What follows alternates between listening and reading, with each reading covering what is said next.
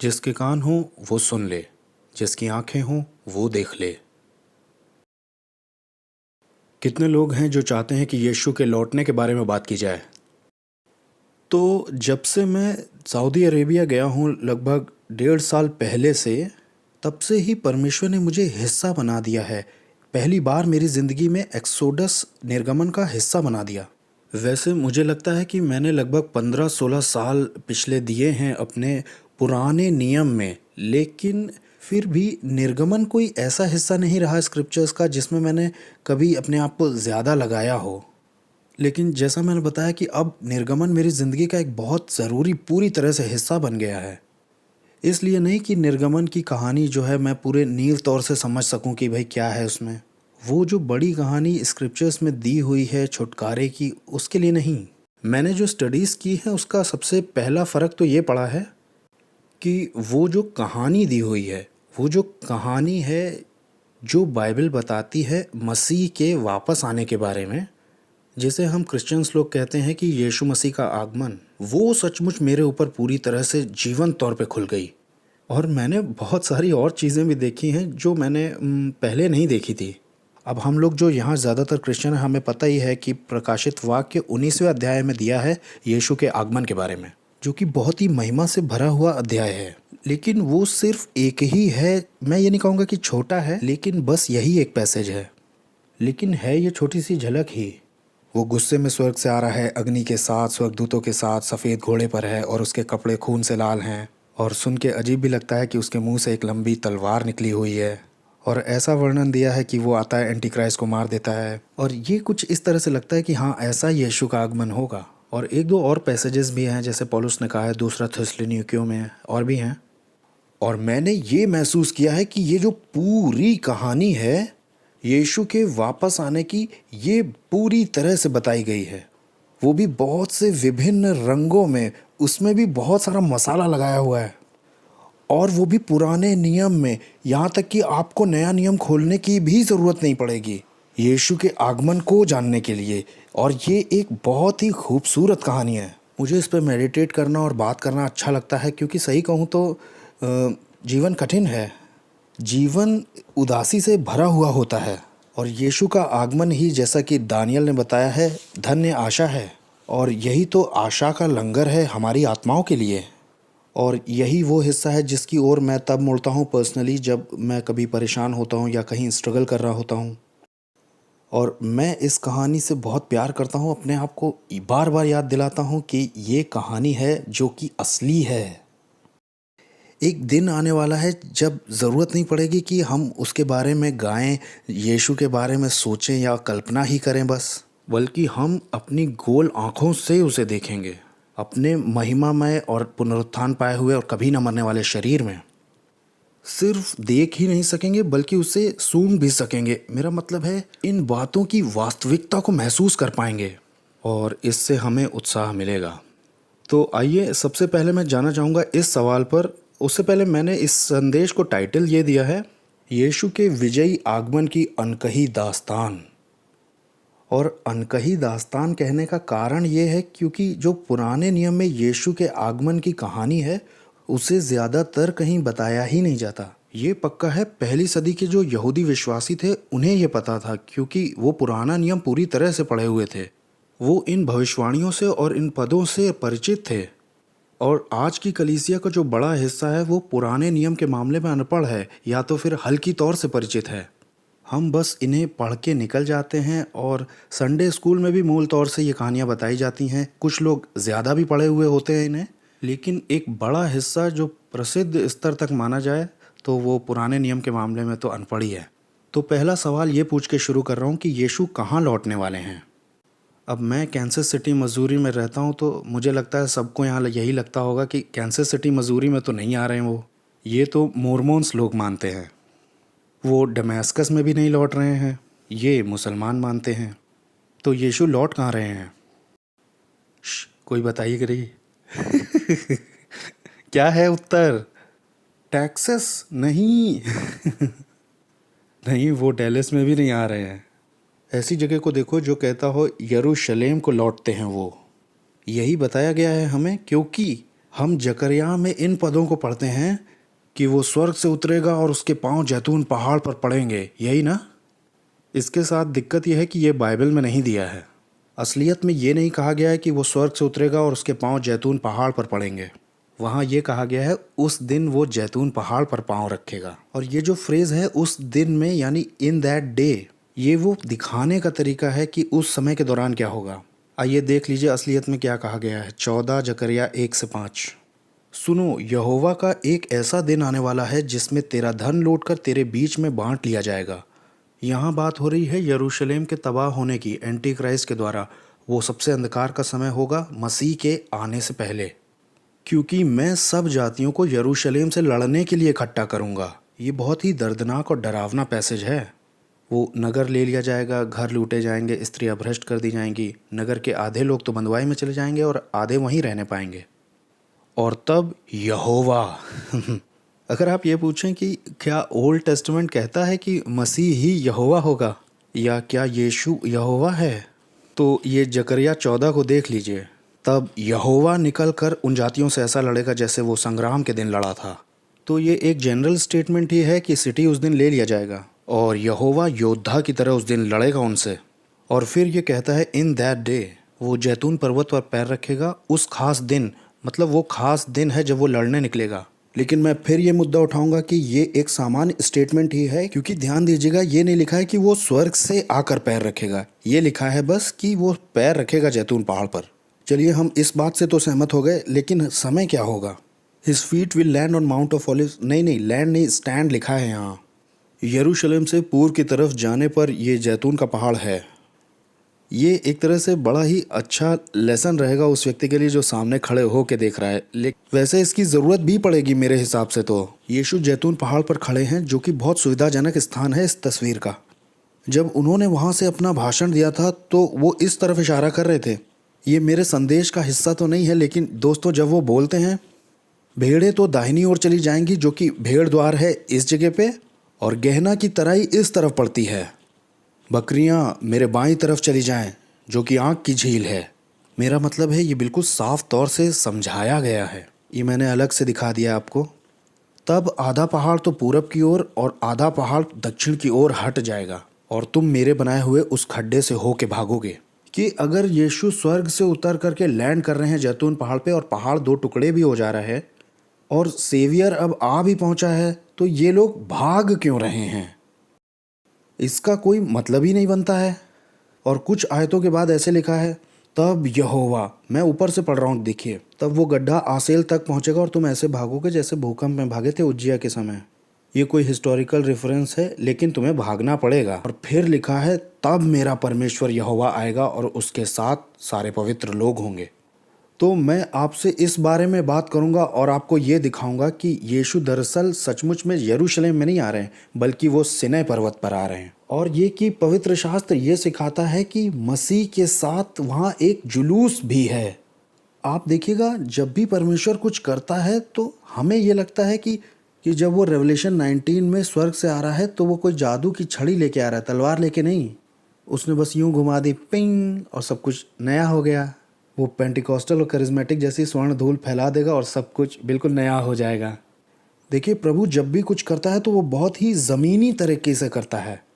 और मैं चिढ़ा नहीं रहा हूँ, मैं खुद ही पेंटिकॉस्टल करिज्मेटिक हूँ। वो मैंने धूल वाली बात ली है, लेकिन मैं चिढ़ा नहीं रहा हूँ आपको, मैं उनकी खींच नहीं रहा हूँ। लेकिन मैं ये बताना चाह रहा हूँ कि वो जादू की झड़ी लेके नहीं, बल्कि एक तलवार लेके आ रहा है। और इसमें बहुत असली तरह से पृथ्वी पर चलना शामिल है। और इसी तरीके से हमेशा परमेश्वर करते आए हैं, वो कोई जादूगर नहीं है। ये जो बाइबल का परमेश्वर ये बहुत बुनियादी और ज़मीनी है। यशाया पढ़िए कभी। तो मैं इस बात पे बहस करूँगा कि वो एक बहुत पवित्र यात्रा करता है जिसे जुलूस कहेंगे, जिसमें बीच में वो बहुत सारी चीज़ें करेंगे जिन्हें अभी हम देखेंगे। और वो यरूशलेम की तरफ जाते हैं, वो जैतून पहाड़ पर पहुँचेंगे और वहाँ खड़े होंगे पैर रख के, और तब वो अपने पिता दाऊद के सिंहासन पर बैठेंगे। दरअसल स्क्रिप्चर्स जिसे बताते हैं ये एक पूरी प्रक्रिया है।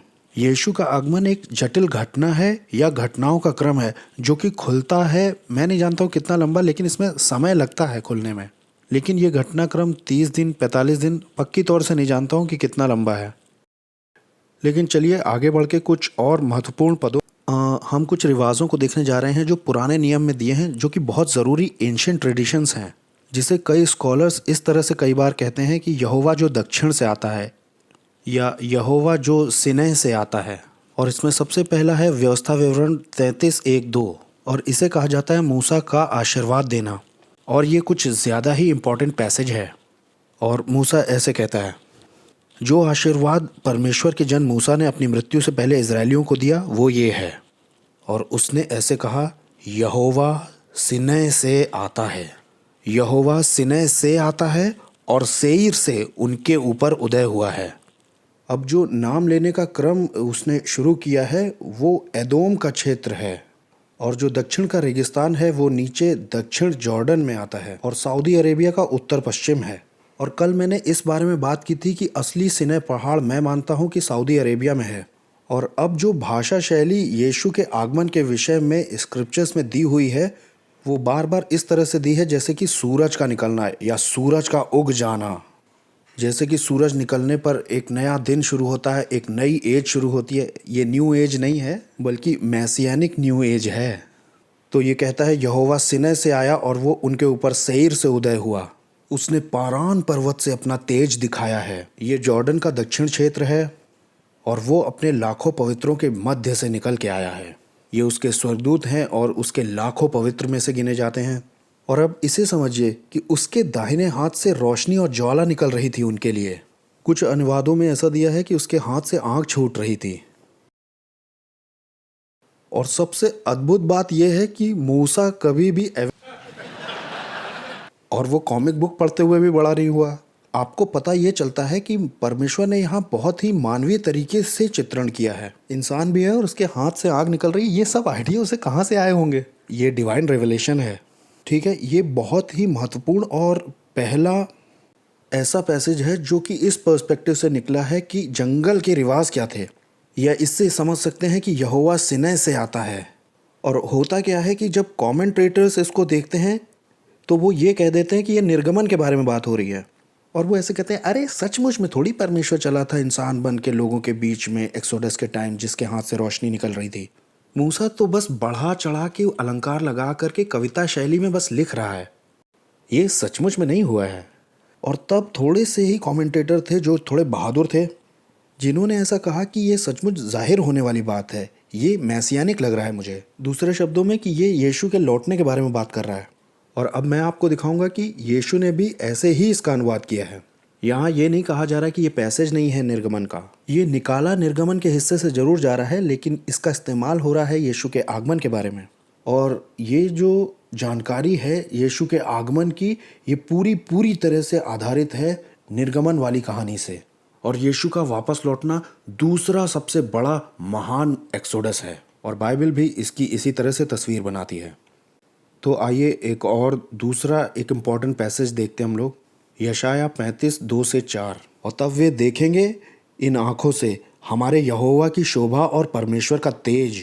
ढीले हाथों को दृढ़ करो, कौन है थका हुआ यहाँ पे? और अब ये तो और ढीला होता जा रहा है और थकते जा रहे हैं हम। थरथराते घुटनों को मजबूत करो, घबराने वालों से कहो हियाव बांधो, मत डरो, देखो तुम्हारा परमेश्वर बदला लेने आ रहा है। वो एक योद्धा है और परमेश्वर का प्रतिफल देने आ रहा है। वो आ रहा है न्याय करने परमेश्वर का।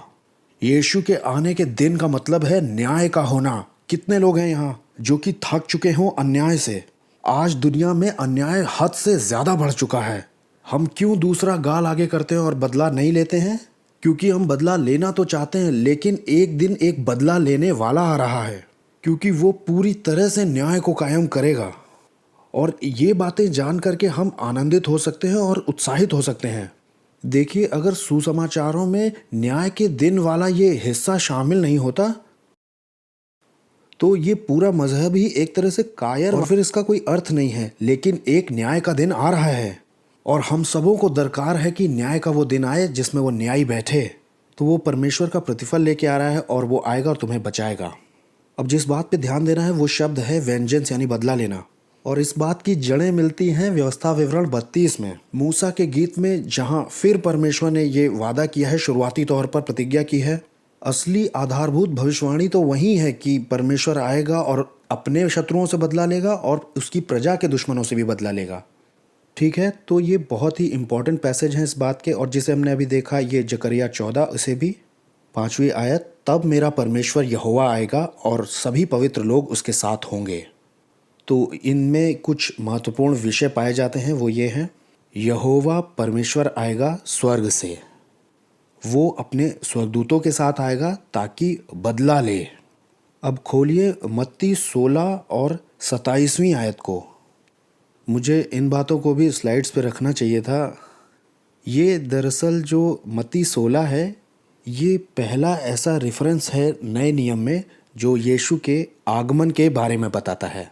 ये पहला रेफरेंस है और यहाँ यीशु बात कर रहे हैं और वो अपने ही आने के बारे में बात कर रहे हैं। और वो कैसे कहते हैं, क्योंकि मनुष्य का पुत्र, और ये बात वो दानियल 7 चैप्टर से ले रहे हैं। वहाँ ये भविष्यवाणी है कि मैंने मनुष्य की संतान जैसा कोई देखा था, लेकिन उसे ही सारा सामर्थ और अधिकार दिया गया था। सन ऑफ मैन का ये मतलब नहीं कि वो इंसानी था, उसका दिखाई पड़ना इंसान जैसा था, वो इंसान जैसा रूप था, और यीशु इंसान था। लेकिन डैनियल 7 का पॉइंट ये है कि उसे राज्य, शक्ति और अधिकार दिया गया है। लेकिन ये व्यक्ति डिवाइन है और ये अति प्राचीन के साथ बैठ कर के सिंहासन शेयर कर रहा है। तो उसका रूप तो इंसानों जैसा है, लेकिन वो है यहोवा। और ये वो शीर्षक है जो यीशु ने सबसे ज़्यादा अपने लिए इस्तेमाल किया है। उसने किसी और चीज़ से ज़्यादा अपने को मनुष्य की संतान कहा। उसने कहा मनुष्य का पुत्र आएगा। तो वो ये दिखा रहे हैं, जब वो ये कहते हैं कि मनुष्य का पुत्र आने वाला है, ये वही शुरुआती पैसेज है जो सबसे पुराना पैसेज है व्यवस्था विवरण 33 में। और दूसरा जो महत्वपूर्ण है वो है जकरिया 14, जहाँ ये कहा गया तुम्हारा परमेश्वर यहोवा आएगा बदला लेने। और भी पैसेजेस हैं, लेकिन ओरिजिनल जो पैसेज है वो है व्यवस्था विवरण 33वां अध्याय। यहोवा आता है सिनाई पर्वत से और फिर कहता है वो अपने पिता की महिमा में सारे स्वर्गदूतों के साथ आएगा। और फिर वो वहीं से बात हो रही है व्यवस्था विवरण 33 कि वो लाखों पवित्रों के साथ उनके मध्य से आया है। यही ओरिजिनल पैसेज है जहाँ से यीशु बता रहे हैं। और ये जो बाद के रेफरेंसेस हैं जिन्हें प्रॉफिट्स ने उठाया है, वो भी वहीं से लिए गए हैं व्यवस्था विवरण 33 से। जब जकरिया कह रहा है कि मेरा परमेश्वर यहोवा आएगा स्वर्गदूतों के साथ आएगा, तो वो वहीं से कह रहा है व्यवस्था विवरण 33 से। और फिर वो कहता है कि हर व्यक्ति को वही कामों का प्रतिफल देगा जो भी उन्होंने किया है। और फिर मत्ती 25वें अध्याय में भी बिल्कुल ऐसा ही रेफरेंस दिया है जिसमें यीशु अपने आगमन के बारे में बोल रहे हैं। अब वो मुझे मिल नहीं रहा है, मैं देखने की कोशिश कर रहा हूँ, लेकिन वहाँ यही बात कही गई कि वो बदला लेने आ रहा है। मनुष्य का पुत्र 31वीं आयत देखिए, मत्ती 25वां अध्याय 31वीं आयत को देखिए। जब मनुष्य का पुत्र अपनी महिमा में आएगा, वहाँ पीछे 16वें अध्याय में कहा है कि पिता की महिमा में आएगा, और यहाँ कह रहे हैं कि वो उसकी महिमा है और सारे स्वर्गदूत उसके साथ। वो अपने महिमा के सिंहासन पर बैठेगा और सारी जातियाँ उसके सामने इकट्ठा की जाएंगी। और वहाँ वो उनको ऐसे अलग करेगा, भेड़ों तुम वहाँ आग की झील में जाओ, माफ़ करिए बकरियों तुम जाओ आग की झील में, और भेड़ों तुम उस राज्य के अधिकारी हो जाओ जो तुम्हारे पिता ने बनाया, ठीक है ना। और एक बड़ा अजीब सा गाना भी इस पे बना है, भेड़ें जाती हैं स्वर्ग में, बकरियां जाती हैं नर्क में। मुझे बड़ा अजीब लगता है जब मैं बकरियों के झुंड के बगल से निकलता हूँ, मुझे ये गाना याद आता है। खैर, जो थियोलॉजियंस होते हैं वो एक टर्म इस्तेमाल करते हैं एपोस्टोलिक हेरमेनोटिक, और इस पढ़ाई में हम देखते हैं कि अपोस्टल लोग कैसे पुराने नियम को इंटरप्रेट करते थे। हर्मेनोटिक इसके पीछे की साइंस को कहते हैं जिससे अनुवाद करते हैं। ये बहुत आकर्षक और ज़रूरी तो है, लेकिन ईश्वरी मैसियानिक हर्मेनोटिक क्या है?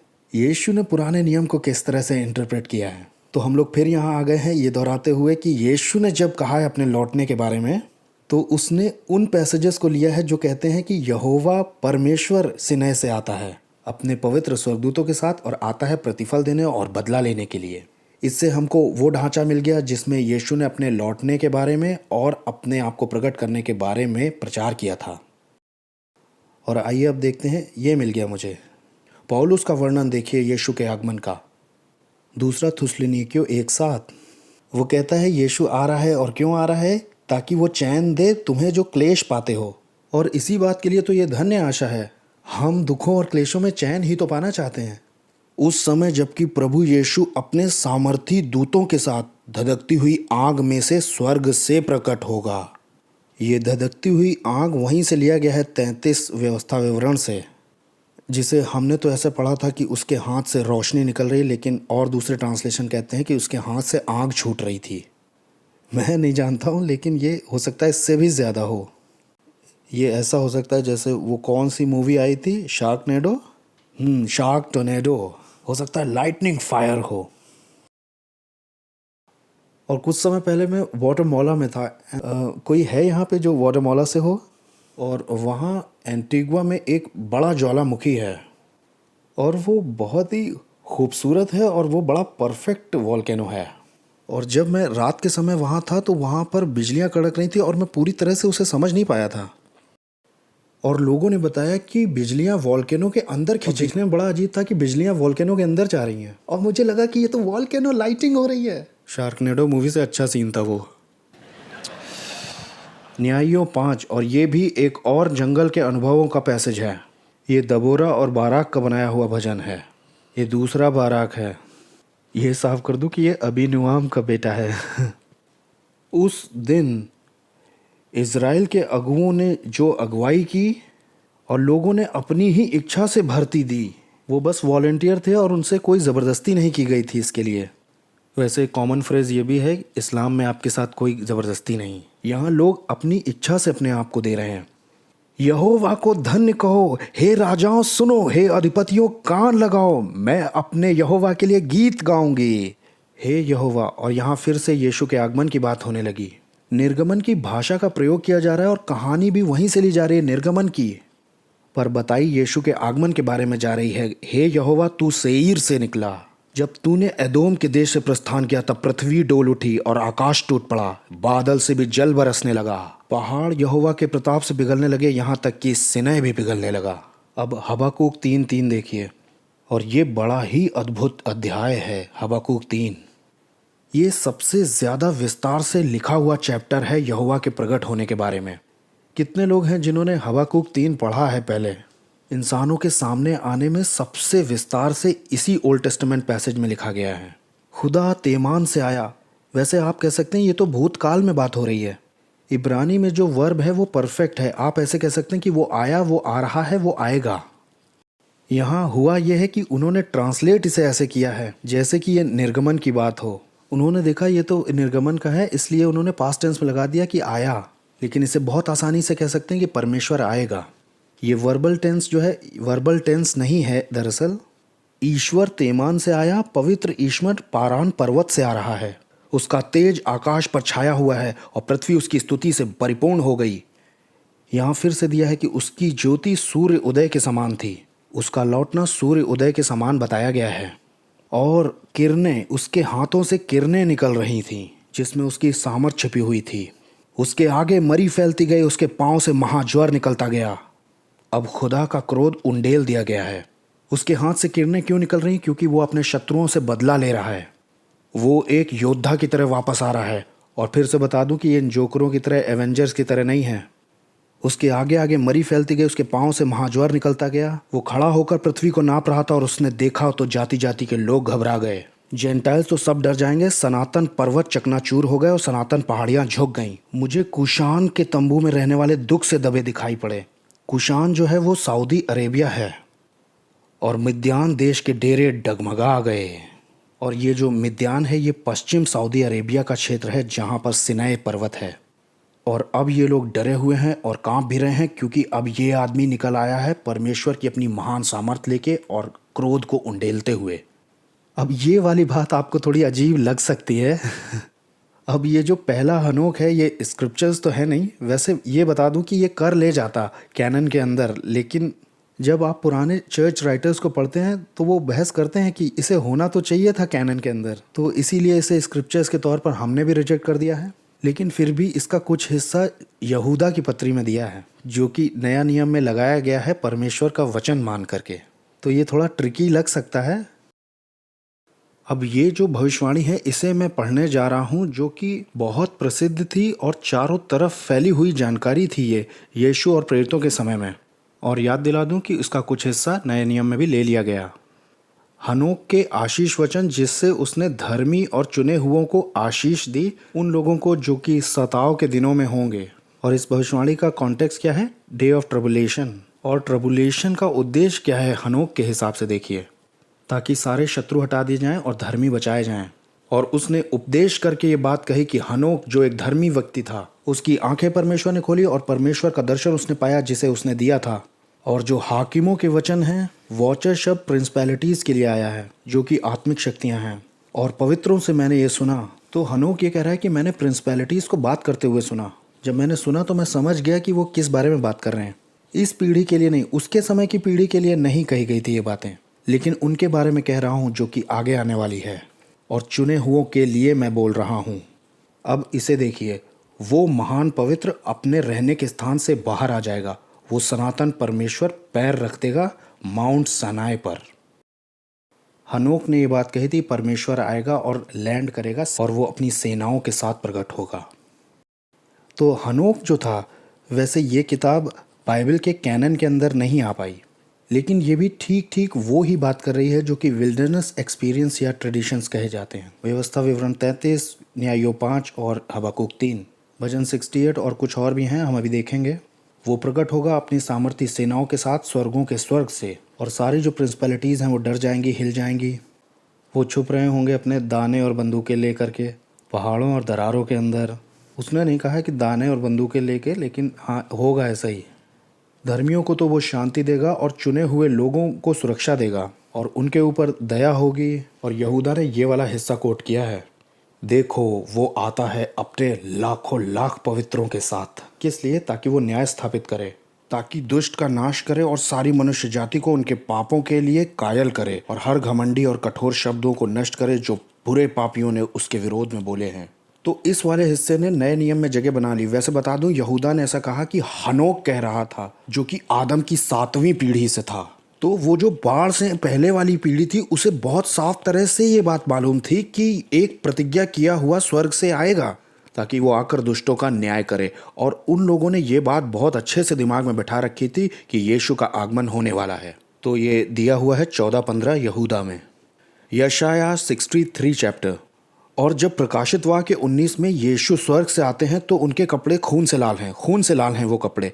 आप बताइए वो किसका खून है? वो उसके शत्रुओं का खून है, क्योंकि रेवलेशन का वो हिस्सा आज़ाया 63 से निकला है। यशाया यरूशलेम में है और वो इदोम की तरफ देख रहा है। ये वही क्षेत्र है जिसके बारे में और ये दूसरी सारी भविष्यवाणियाँ की गई हैं। और यशाया कहता है कि ये कौन है जो एदोम देश के बोसरा से निकल के आया है। बोसरा भी एदोम में नीचे ही पड़ता है। ये कौन है जो एदोम के बोसरा से निकल कर आता है और इसके बैंजनी वस्त्र हैं? ये कौन है जो बहुत सामर्थी लग रहा है और अत्यंत भड़कीला कपड़ा पहने हैं? वो जवाब देता है और कहता है, ये मैं हूँ, जीत की घोषणा कर रहा हूँ और मैं उद्धार करने में सामर्थी हूँ। और फिर वो कहता है, जरा एक मिनट रुकिए, मेरे चर्च में लॉबी के अंदर आपकी एक तस्वीर लगी है, उसमें आप बिल्कुल कार्केशियन हिप्पी जैसे लग रहे हैं।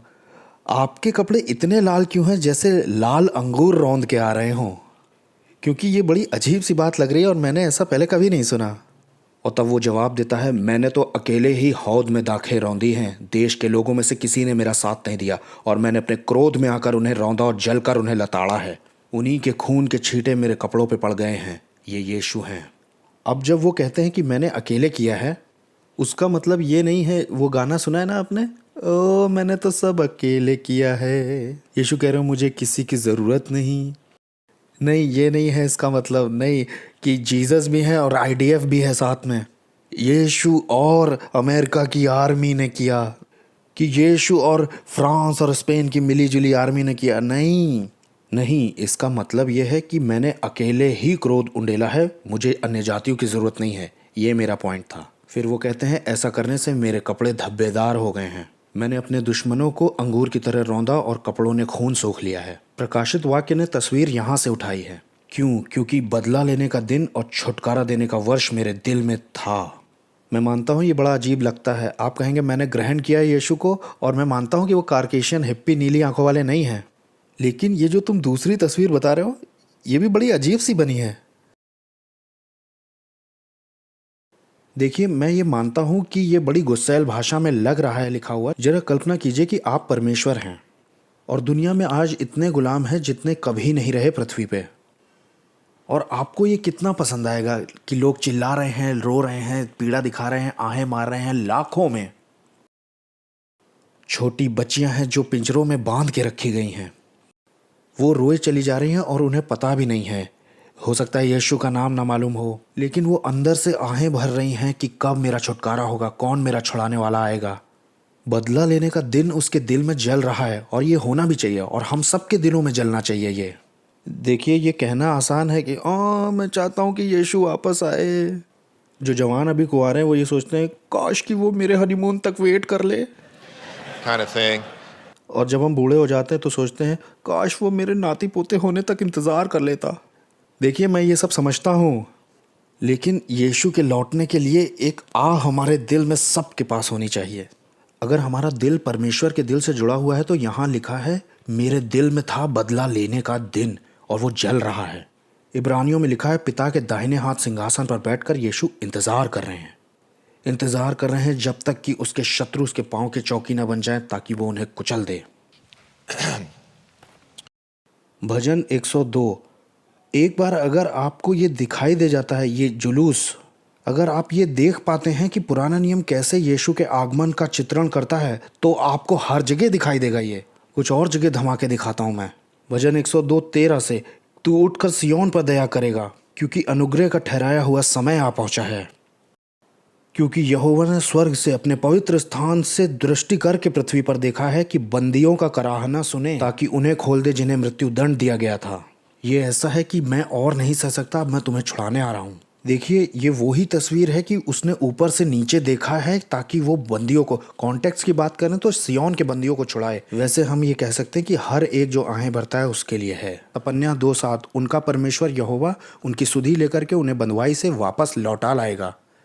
लूका 21:24 में ऐसा लिखा है एंटी क्राइस्ट जब आएगा कि बहुत से लोग तो तलवार का कौर हो जाएंगे और आसपास के सब देशों में बंदी होकर के पहुंचाए जाएंगे। मसाया आ ही इसलिए रहा है ताकि वो बंदियों को वहां से छुड़ाए। और हम जो प्रोटेस्टेंट लोग हैं वो ऐसे कहते हैं हालेलुया, तूने मुझे छुड़ाया है। वो जो लत बन गई थी मेरे अंदर कैप्टन क्रंच की, उससे, और या पोर्नोग्राफी से या गुस्से से या जो भी चीज़ आप मानते हो, और ये बहुत बढ़िया है, लेकिन सचमुच में जो लिटरली आ रहा है वो कॉन्टेक्स्ट के साथ, वो आ रहा है बंदियों को छुड़ाने के लिए। योएल 3:1 में, मैं उन दिनों में यहूदा और यरूशलेम के बंधुओं को, कैदियों को वापस लौटा लाऊंगा। यहेजकेल 39, अब मैं याकूब के बंधुओं को लौटा लाऊंगा। इन सब का कॉन्टेक्स्ट यीशु के भजन 68 तो बहुत ही महिमा से भरा है। कमेंटेटर्स चकरा गए कि क्या करें इस पैसेज के साथ। ये निर्गमन है या मैसियानिक है, क्या है ये? पढ़ने से तो ऐसा लग रहा है जैसे बहुत सारे लोगों ने बहुत सारी चीज़ें मिला जुला के लिख दी। हमें नहीं समझ में आ रहा कैसे करें इसे। परमेश्वर के लिए गाओ, उसके नाम का भजन गाओ, उसकी स्तुति करो, वो जो बादलों पर सवार रहता है। यहोवा ही है जो क्लाउड राइडर है, और यही है जो बादलों से पर्वत पर उतरा था, और यही वो भी है जो वापस भी बादलों पर ही आएगा। यही वो पॉइंट है जो मैंने कल नहीं समझाया था। सीनै पर्वत वही परमेश्वर, वो जो बादलों के साथ, भूकंप के साथ और तुरैयों के साथ और धमाकेदार शब्द और धधकती हुई आंख के साथ आया था, वो लौट भी वैसे ही रहा है, बादलों के साथ, धधकती हुई आंख के साथ और भूकंप और तुरैयों के बड़े शब्द के साथ। यीशु ही सिनाई से आने वाला दूल्हा है। आप समझ गए ना कि उन्हें क्यों लगा कि ये सब मिला जुला के लिख दिया है लोगों ने। प्रशंसा करो उसकी, वो जो बादलों पर चढ़ा हुआ है, उसके सामने प्रफुल्लित हो क्योंकि उसका नाम यहोवा है। वो बंदियों के साथ, मुझे ये वाली बात अच्छी लगती है कि वो गाते हुए चलता है। उसने उन्हें कैद से छुड़ाया और अब वो गा रहे हैं। इस कहानी में सबके लिए कुछ ना कुछ मसाला है। इसमें युद्ध है, इसमें बहुत सारा खून बहा है, इसमें रोमांस भी है, बंदियों का छुड़ाया जाना भी है, और जिन्हें अभी तक नहीं अच्छा लगा उनके लिए गाने वाने भी हैं। हे परमेश्वर, जब तू अपनी प्रजा के आगे आगे चला, तब तूने निर्जल भूमि में सेना के साथ चला, तब पृथ्वी कांप उठी और आकाश भी परमेश्वर की उपस्थिति से टपकने लगा। उधर सिनै पर्वत, हाँ, इज़राइल के परमेश्वर के सामने से कांपने लगा। मैं भजन 68 में थोड़ा और आगे बढ़ जा रहा हूँ। 11 से देखिए, जब प्रभु आज्ञा देता है तब शुभ समाचार सुनाने वालियों की बड़ी सेना हो जाती है। और उन्होंने चिल्लाया और वो भाग गए। 24वीं आयत, हे परमेश्वर, मैंने तेरा जुलूस देखा है, मेरे ईश्वर, मेरे राजा का जुलूस मैंने देखा है, जो कि सिनाई से लेकर के पवित्र स्थान तक गया है, जो कि सिय्योन है। सिनै पर्वत से सिय्योन पर्वत तक। गाना गाने वाले आगे आगे गए हैं और बजाने वाले पीछे लगे हुए हैं और उनके बीच में हिप्पी लड़कियां डफ भी बजा रही हैं। मजाक कर रहा हूँ मैं, दिल पे मत लीजिए। यशाया 35:10 यहोवा के छुड़ाए हुए बंदी सिय्योन में आएंगे और वो गा रहे होंगे। बहुत सारे ऐसे पैसेज हैं जो कहते हैं कि वो गाते हुए ऊपर चढ़ेंगे, और मुझे पूरा निश्चय है कि वो यात्रा के गीत गाएंगे, यात्रा के गीत जो भजन में दिए हुए हैं, क्योंकि उनमें शुरुआत तो दुखों के साथ हुई है लेकिन अंत हुआ है राजा को सिंहासन में बिठा के। मुझे ये बात बड़ी प्यारी लगती कि उनके सिर पर मुकुट की तरह सदा का आनंद होगा, हर्ष और आनंद। आपको मालूम है ना कि डिप्रेशन में क्या होता है? हर्ष और आनंद शोक और लंबी सांस लेने को निगल लेंगे। शोक और लंबी सांस लेना जाता रहेगा। भजन 47:5 परमेश्वर ऊपर गया है। वो यहोवा नरसिंगे के शब्द के साथ ऊपर गया है। उसके लिए गाओ, चिल्लाओ, गाओ, उसकी स्तुति करो, स्तुति करो। और अब ये लोग बोरा गए हैं थोड़ा। यहोवा जाति जाति पर राज्य करता है, उसके लिए भजन गाओ। वो तो सिंहासन पर विराजमान हुआ है, क्योंकि राजा सिंहासन पर बैठ गया है अपने पिता दाऊद राजा के सिंहासन पर, और इसीलिए ये लोग गा रहे हैं। और तब वो कहता है, मेरे लिए धर्म के द्वार खोलो, मैं उनसे प्रवेश करके याह का धन्यवाद करूंगा। यहोवा का द्वार यही है, इससे धर्मी या वो धर्मी प्रवेश करने पाएगा। भजन 24 सनातन के द्वारों तुम ऊंचे उठ जाओ, ताकि महिमा का राजा प्रवेश कर सके। कौन है ये महिमा का राजा? यहोवा विटनेस वाले कहेंगे द लॉर्ड यहोवा, वही यहोवा जो युद्ध में पराक्रमी है। हे सनातन के द्वारों तुम भी खुल जाओ, क्योंकि प्रतापी राजा प्रवेश करेगा। और वैसे हम सब वहाँ गाना ही नहीं गा रहे हैं। अरे हाँ, ये बता दूं कि पौलुस ने ये कहा है कि जब स्वर्ग से यीशु मसीह प्रकट होगा तो हम उसके साथ प्रकट होंगे।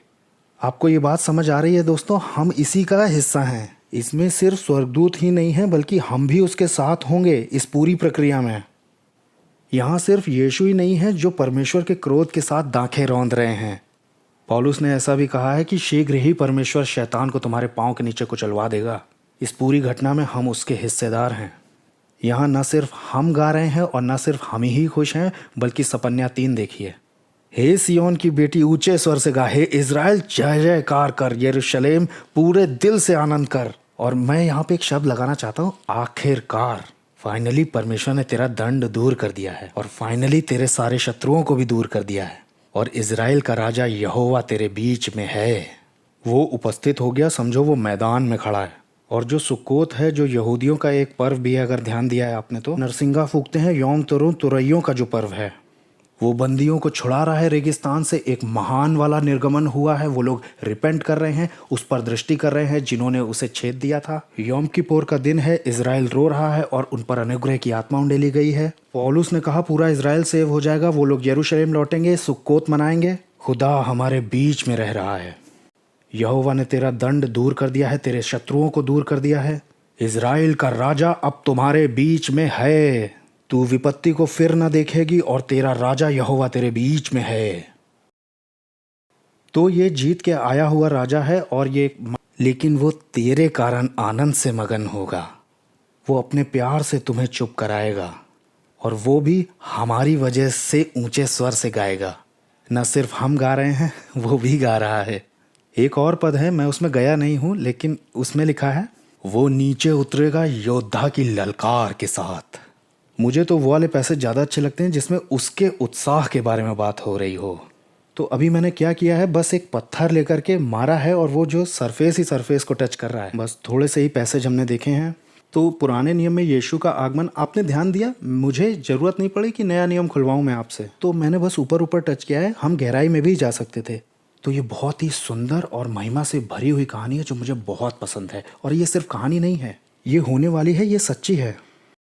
ठीक उसी तरह से जैसे वो आया, उसने शरीर लिया, वो बच्चा बना, उसने क्रूस पे जान दी, वो वापस आ रहा है एक योद्धा की तरह, ताकि वो कैदियों को छुड़ाए, अपने दुश्मनों से बदला ले, और तब वो विराजमान होगा अपने सिंहासन पर यरूशलेम में, सिय्योन पर। और पृथ्वी यहोवा के ज्ञान से ऐसे भर जाएगी जैसे कि जल से भरी हुई है। तो फिर आमीन, आमीन और आमीन।